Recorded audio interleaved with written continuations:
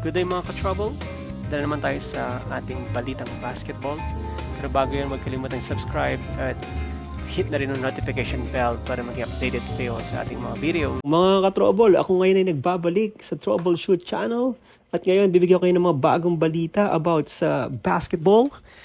Particular na sa UAAP Championship, sa 86 season nila, at of course sa NBA sa in-season tournament na nangyari kahapon. Simulan muna natin ang balita at mabilis lang para sa UAAP. Nakuha na po ng De La Salle University ang kampeonato. Ito ay sa pangunguna ng kanilang MVP na si Kevin Cambao na tumapos ng 24 points, 9 rebounds at 4 assists. Ito po ay nakuha ng La Salle after 7 years na hindi po nila nakuha ang kampeonato. Mula po naman po kila Ben Embala noon at kila Justin Baltasar at hindi pa rin nila nakukuha. Pero ngayon nga po nakuha nila sa ngayong pagkakataon na to dahil sa panguna ito, of course, ang kanilang coach na si Tophex Robinson. So maganda po naging laro ng La Salle at talagang dikdikan po ang labanan hanggat sa mga huling segundo. At in 70-67 na score, talagang matagal bago natagdagan. At ganun sa huli at nakuha pa rin ng La Salle ang panalo sa score na 73-69. Yan po ang ating balita about sa UAAP. At bibigyan ko kayo ng mga updates sa mga susunod na araw.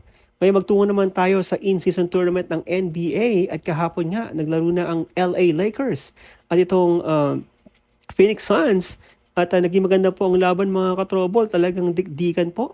Unang mga kwarta, lumamang po ang LA Lakers ng malaki hanggang 15 puntos pero pagdating ng third quarter, doon naman umalagwa itong Phoenix Suns na nagkaroon sila ng 14-0 run sa simula ng third quarter.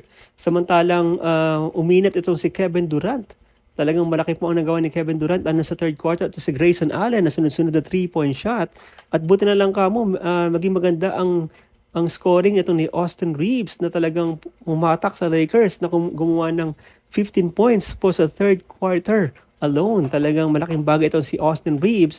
At of course sa fourth quarter doon na po nag-take over itong si LeBron James na kumana na ngayon ng 31 points, 8 rebounds, 11 assists. Of course meron din siyang 5 steals. So tinulungan naman itong si LeBron James ng kanyang partner na si Anthony Davis na kumana ng 27 points at 15 rebounds sa 39 minutes of play. At magandang laro ni Austin Reeves with 20 points, 6 rebounds at 2 assists. Sa Phoenix Suns naman, pinangunahan sila ng kanilang superstar na si Kevin Durant with 31 points and 7 rebounds. At itong si Grayson Allen with 21 points at si other superstar niya na double-double din si Devin Booker with 21 points and 11 rebounds. So hindi po naglaro si Bradley Beal dahil sa kanyang injury pa rin na tinatamo. Sa unang laro naman, tinalo ng Milwaukee Bucks. Ito pero sa quarterfinals pa rin po. Sa Eastern Conference, tinalo nila ang New York Knicks sa score na 146-122. So naging tambakan ng labanan dito sa huling quarter. Dahil yung mga first to third quarter, medyo dikit pa ang laro.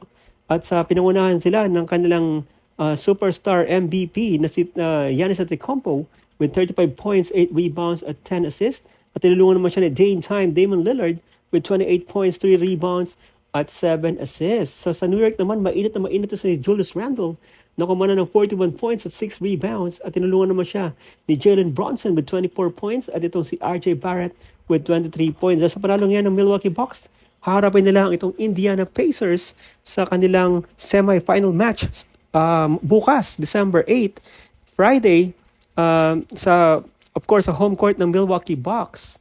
At ang Lakers naman ay makakarap nila itong New Orleans Pelicans sa kanila pa rin home court, December 8, sa ganap na 10 a.m. So maaga-aga pong laro dyan sa Pilipinas, mga katrobol. Talagang magiging tikan itong labanan na to. At sana makapasok ang Lakers dahil marami pong nag-aabang dito. Dahil sa Las Vegas po ito gaganapin. Yun, mga katrobol. At Milwaukee Bucks at atong LA Lakers ang prediction ng mga expert. So titingnan po natin kung mangyayari po yan tomorrow sa paglalaban nila sa December 8 dun po sa home court ng Lakers at sa home court ng Milwaukee Bucks. So kayo mga katropa naman sabi niyo pa sa performance ng LA Lakers. Sa tingin niyo makapasok ba sila sa in-season tournament finals? Abangan natin yan mga katropa bukas at bigyan kayo ng mga update. Once again, this is Troubleshoot. I'm out.